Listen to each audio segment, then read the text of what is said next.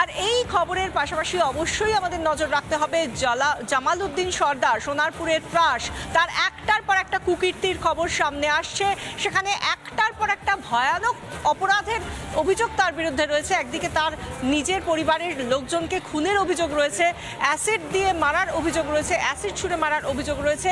একটার পর একটা অভিযোগ এই জামাল উদ্দিন সর্দারের বিরুদ্ধে, যার কিনা গতকাল সালিশি সভা ডেকে একজন মহিলাকে চেন দিয়ে বেঁধে মারধরের অভিযোগ উঠে এসেছে এবং তারপর থেকে তাকে আর পাওয়া যাচ্ছে না। অথচ তার প্রাসাদোপম বাড়ির সামনে থেকে আমাদের প্রতিনিধি এলিনা গিয়ে দেখলেন যে তার বাড়ির গেট ভেতর থেকে বন্ধ রয়েছে, অথচ কেউ ডাকার পরও সাড়া দিচ্ছেন না। আমাদের প্রতিনিধি এলিনা গিয়ে কি দেখলেন দেখুন। সোনারপুরের ত্রাস হলো জামাল উদ্দিন সর্দার, কিন্তু জামাল উদ্দিন কিভাবে জামাল উদ্দিন হয়ে উঠল?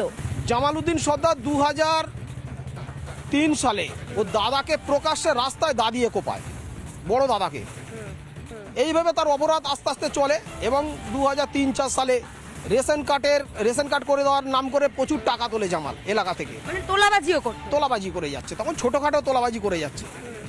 এবং 2005 সালে নিজের দাদা, ভাই, বোন এদের মারার জন্য নিজের বোনের বিয়ের দিন বোম জড়ো করে। পুনরায় যখন 2014 সালে ফিরে এলো, এলাকায় ডিএমএর লাগানো বোর্ড তুলে সরকারি জায়গাতে মাটি ফেলে সেখানে মানে প্রকল্প তৈরি করছে। বিডিও, ডিএম, এসপি সমস্ত জায়গা দিয়েছি, তারপরেও তাকে অ্যারেস্ট করা হয়নি এবং প্রশাসন সম্পূর্ণভাবে তাকে মদত দিয়ে আজকে জামাল তৈরি করেছে। আর তৃণমূলের নেতারা প্রত্যক্ষভাবে তাকে পিছন থেকে হেল্প করেছে।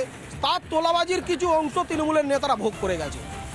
তোলার অংশ তৃণমূলের নেতাদের কাছেও যেত। একদম তৃণমূলের বিধায়ক এখনকার তিনি তো বলছেন তিনি নাকি জামালকে চেনেনি না, জামালের সাথে ভুল কথা। জামালের সঙ্গে তো এখানকার যে পঞ্চায়েত মেম্বার সুব্রত সর্দার, সে তো রাত দিন ঘুরে বেড়ায়। এখানকার তৃণমূলের অঞ্চল সভাপতি, প্রাক্তন অঞ্চল সভাপতি তৃণমূলের, তার নাম অতীন্দ্রনাথ মণ্ডল, তার অ্যাকাউন্ট থেকে এটিএম কার্ড হাতিয়ে 65 লক্ষ টাকা জামাল তুলে নিয়েছে।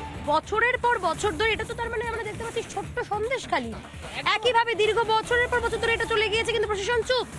একদম এখানে সন্দেশখালী নয়, সন্দেশখালীর থেকেও ভয়ঙ্কর। সন্দেশখালী কতটা জানি না, তার থেকেও ভয়ঙ্কর। আপনি ভাবুন 2021 সালের বিধানসভা নির্বাচনে এই জামাল সর্দার তার দলবল নিয়ে গণনার দিন, ভোট গণনা 2রা মে, প্রকাশ্যে হারান অধিকারীকে বাড়ি থেকে বার করে খুন করেছে। আপনার জমি দখল হয়ে গিয়েছিল, কে করেছিল? ওই জামাল উদ্দিন। হ্যাঁ, ও নিজের দলিল করে আর করে চাপিয়ে দিয়েছে। আমার একটা ব্যয় ওই ফোনে দেখে না এই ব্যাপার, যেখানে আমরা দৌড়ে গেছি টাকা পয়সা নিয়ে কিভাবে কি করা যাবে, ও সেখানে হানা দিয়েছে। দীর্ঘদিন ধরে অপরাধ করা সত্ত্বেও পার পেয়ে গিয়েছে সে, এখনো পর্যন্ত পলাতক সে। গতকাল রাত থেকে তাকে দেখা যায়নি।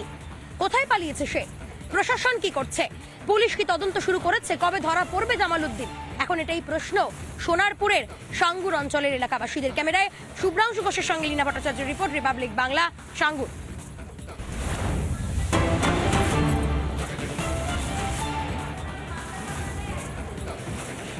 জামাল উদ্দিনের এখনো পর্যন্ত খোঁজ পাওয়া যাচ্ছে না। তার একাধিক অপরাধের খতিয়ান সামনে উঠে আসছে, আর এরই মধ্যে তার বাড়ির সুইমিং পুলে বেআইনিভাবে কচ্ছপ রাখার অভিযোগে তার বাড়িতে পুলিশি তল্লাশি।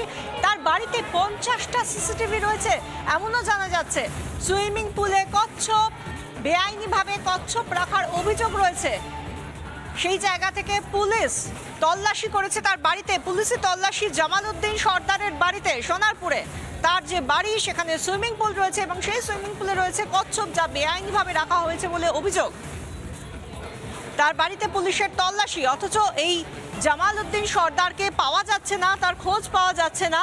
তার প্রাসাদোপম বাড়ির সামনে থেকে আমাদের প্রতিনিধি গিয়ে বারবার ডেকেছে, বহুবার ডাকার পরেও কোনো রকমভাবে সাড়া পাওয়া যায়নি ভেতর থেকে। আমাদের প্রতিনিধি বরুণ এই মুহূর্তে রয়েছেন লেটেস্ট আপডেট নিয়ে। বরুণ, জামাল উদ্দিন সর্দারের বাড়িতে পুলিশ, কি পাওয়া যাচ্ছে এখনো পর্যন্ত, এই নিয়ে কি খবর উঠে আসছে? হ্যাঁ, গতকাল রিপাবলিক বাংলা সহ আরো সংবাদ মাধ্যমে খবর করার পর নড়ে চড়ে বসে পুলিশ। এতদিন পুলিশ কিন্তু ধামা চাপা দিয়েছিল, পুলিশ সবই জানতেন, কিন্তু পুলিশ জানা সত্ত্বেও সাধারণ মানুষ জামালের বিরুদ্ধে যখন অভিযোগ জানাতে যেতেন কিন্তু তাদের কথায় কোনো গুরুত্ব দিতেন না। যখন গতকালের এই ঘটনাটা ঘটে যায় তারপরে নড়ে চড়ে বসে। এমনকি ওই মহিলাকে দিয়ে বলাবার চেষ্টাও করা হয়েছিল যে জামাল তৃণমূলের কোনো সমর্থক নয়, কিন্তু তাদের মুখের সামনে বলে দিয়েছে যে সমাজ তৃণমূলের বারবারন্তে আজকে যে এই অত্যাচার করছে, পুলিশ তাদের বাড়িতে গিয়েছে এবং বাড়িতে গিয়ে চোখ ছানাবোড়া, তার বাড়িতে সুইমিং পুল আছে, সেই সুইমিং পুলে বিলাসবহুল সুইমিং পুল, সেখানে একটা কচ্ছপ রেখেছে, জীবন্ত কচ্ছপ, যেটা বন দপ্তরের আইন বিরুদ্ধ কাজ। সেই কচ্ছপটা রেখে দিয়ে সেই সেখান থেকে এই কচ্ছপগুলো উদ্ধার করা হয়েছে। অনেক ধন্যবাদ বরুণ। আমরা কথা বলছিলাম, প্রতিনিধি বরুণ ছিলেন আমাদের সঙ্গে।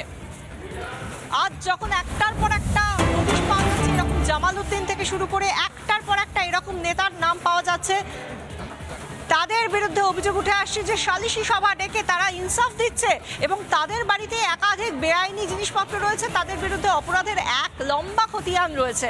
সেই দিক থেকে এরা ঠিক কিভাবে এভাবে রমরমিয়ে চলছে, তাদের অপরাধী বা কি করে এত দীর্ঘ তালিকায় এগিয়ে যাচ্ছে, সেই নিয়ে প্রশ্ন করা হবে সোজাসুজি। দেখবেন 6:57 সোজাসুজি স্বর্ণালী। আর এই কথা বলতে গিয়েই আড়িয়াদহর দিকেও আমরা নজর রাখবো।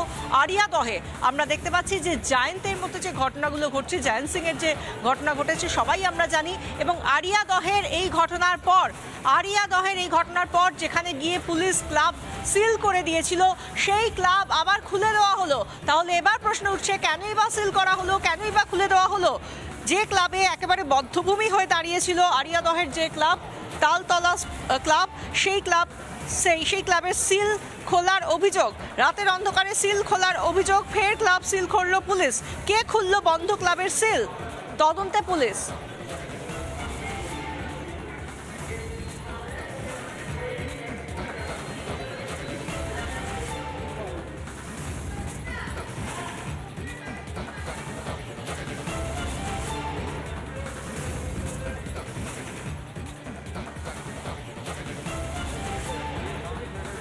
এই মুহূর্তে দাঁড়িয়ে আরো অনেক খবর উঠে আসছে, সেই সমস্ত খবর, ব্রেকিং নিউজ আপডেট নিয়ে ফিরে আসছে একটা বিরতির পর। সঙ্গে থাকুন।